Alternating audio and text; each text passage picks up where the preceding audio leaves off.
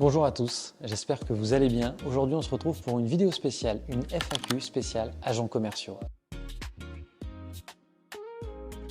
C'est tout simplement un commercial qui est indépendant.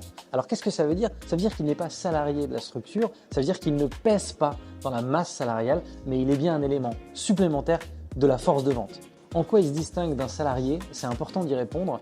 Un salarié, c'est quoi? C'est quelqu'un qui est forcément dans votre masse salariale et qui pèse dessus. L'agent commercial, il est en dehors de votre structure, mais il ne fait que vous amener du chiffre d'affaires. Et bien évidemment, vous ne le payez qu'à la commission. Comment un agent commercial est rémunéré? C'est une question qui revient souvent et on voulait l'éclaircir. Alors un agent commercial, il faut savoir que, comme je vous l'ai dit avant, c'est un indépendant. Donc il n'y a pas de règle.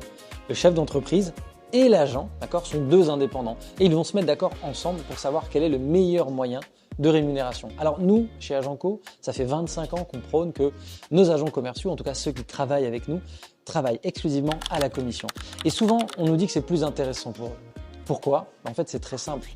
Demain, vous avez un produit à vendre, comme l'agent vient vous amener du business, d'accord? Et il ne vous coûte rien, il a une capacité d'avoir une rémunération qui sera plus importante, un pourcentage plus important.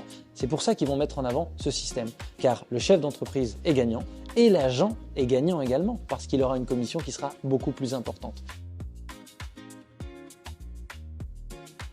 Les avantages donc, pour les entreprises de passer par un commercial indépendant plutôt qu'un commercial en interne. Eh bien, encore une fois, cela va dépendre de la stratégie que vous allez vouloir mettre en place, en avant.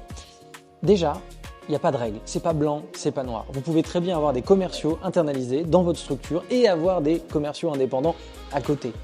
Tout l'un ou tout l'autre, c'est possible. Encore une fois, ça c'est une stratégie de votre structure.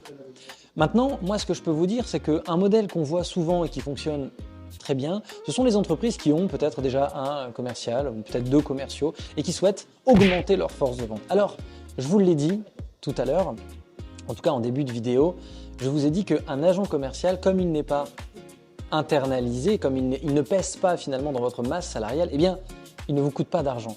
Et quoi dire de plus? L'avantage réel, c'est celui-là. Il va vous coûter zéro et va vous ramener du chiffre d'affaires. Et donc forcément, vous êtes gagnant à tous les niveaux. En 2025, en 2026, pendant les 5, 10, 15 prochaines années, le constat restera le même. En France, vous, chef d'entreprise, vous créez de la valeur, vous amenez des nouveaux produits et des nouveaux services sur le marché. Maintenant, quand vous avez un commercial, forcément, il vous coûte. Ça veut dire que vous allez devoir dépenser pour qu'ensuite il vous génère. Et ça peut être une forme de stress, en tout cas de tension. C'est très compliqué. On sait que c'est pas forcément évident. Alors, pour nous, la solution, ce sont les agents commerciaux indépendants. Pour une raison très simple, et forcément, je vous le dis et je vous le redirai encore et encore, le commercial indépendant ne vous coûte rien. Zéro. Par contre, il va vous ramener du revenu. Et donc, c'est un minimum de risque pour un maximum de résultats. Et ça, il faut en prendre conscience parce que ça peut quelquefois vous sortir de situations compliquées, mais on y reviendra aussi, ça peut également vous ouvrir des portes énormes sur une expansion d'une région ou du territoire. Alors un agent commercial, forcément, c'est un agent commercial, c'est un statut à part entière.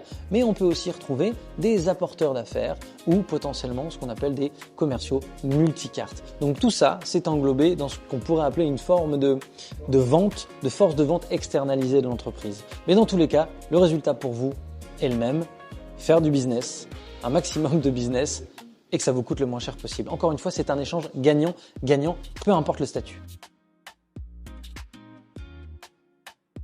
Une question que vous êtes beaucoup à vous poser, c'est l'aspect de rupture de contrat. Alors forcément, lorsque vous décidez de travailler avec un agent, vous allez vous mettre autour d'une table et signer un contrat. Ce contrat-là, qu'est-ce qu'il comprend? Il va tout simplement comprendre les produits et services que vous allez mettre à disposition de cet agent commercial, les méthodes de rémunération, etc., etc. Mais vous allez mettre à l'intérieur de ce contrat aussi la manière dont vous allez décider d'arrêter la collaboration, si bien évidemment vous le voulez. Vous pouvez mettre des durées allant de 6 mois, 1 an, 5 ans, 10 ans, ou tout simplement refaire un point tous les mois, tous les 6 mois, tous les ans, tous les 10 ans.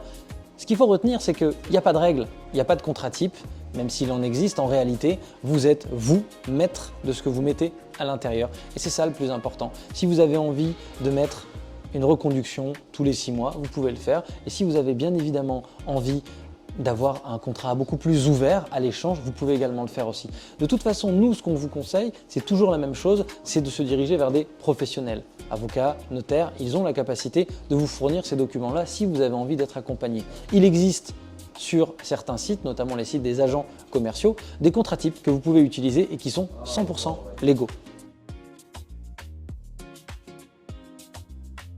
Est-ce qu'un agent commercial peut représenter plusieurs marques ? Alors ça, c'est une question qui est extrêmement intéressante parce que souvent, les entreprises qui veulent travailler avec des agents commerciaux ont cette question, comme si c'était finalement un problème. Alors, je vous le dis, un agent commercial, c'est un commercial qui a avec lui un portefeuille de clients.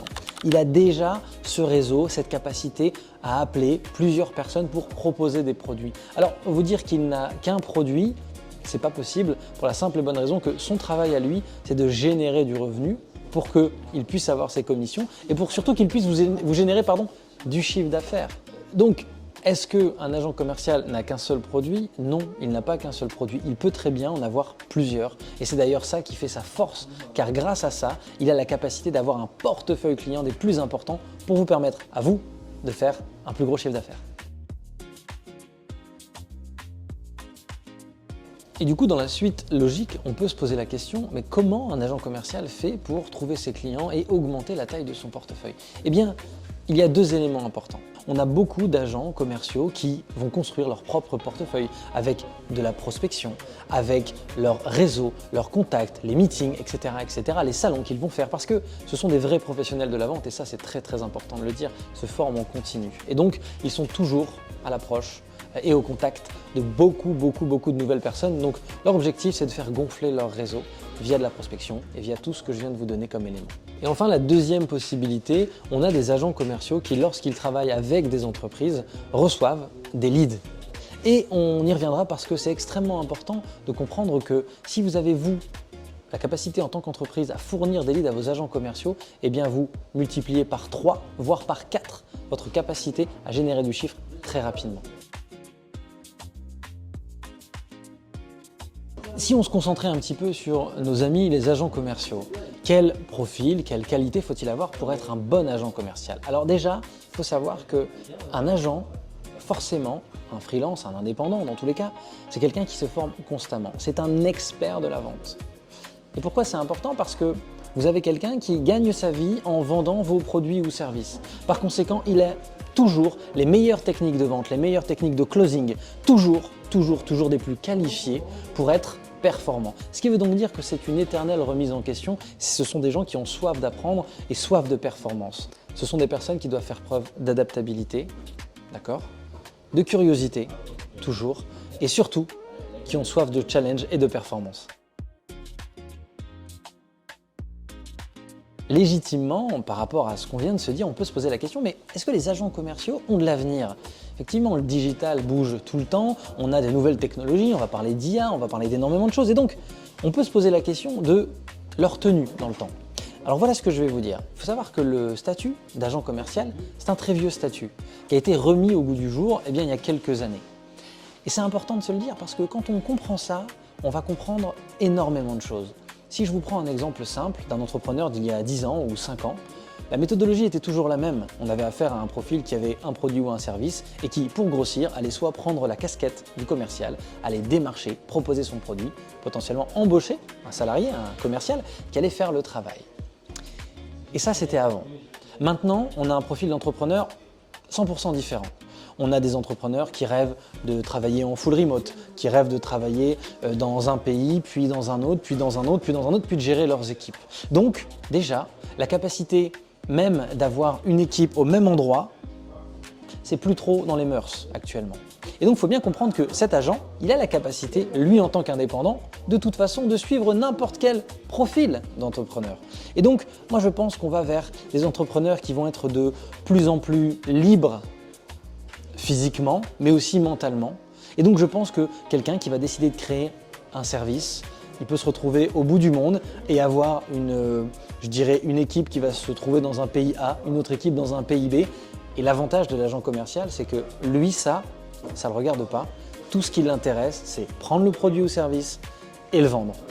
Donc, Pour un chef d'entreprise qui potentiellement ne va pas être sur place et qui ne veut pas s'embêter avec des bureaux, avec des gens, à devoir manager à 100%, eh bien, il aura cette capacité d'avoir des gens qui sont des professionnels dans leur domaine et qui vont pouvoir augmenter son chiffre d'affaires pour que lui, derrière, n'ait que des commissions à donner. Conclusion, on aura des chefs d'entreprise, on aura des entrepreneurs qui vont avoir ce choix, ce luxe de travailler avec des agents, avec toujours plus de flexibilité, avec une adaptabilité énorme et surtout la maximisation de leurs revenus. J'espère que cette vidéo vous aura plu, que vous avez appris énormément de choses. Dans tous les cas, sachez que je me ferai une joie de répondre à toutes vos questions. Donc si vous en avez encore, je vous invite à les poser directement dans les commentaires. J'en sélectionnerai quelques-unes et je referai une vidéo dans ce sens. Et je vous dis à très vite chez Agenco.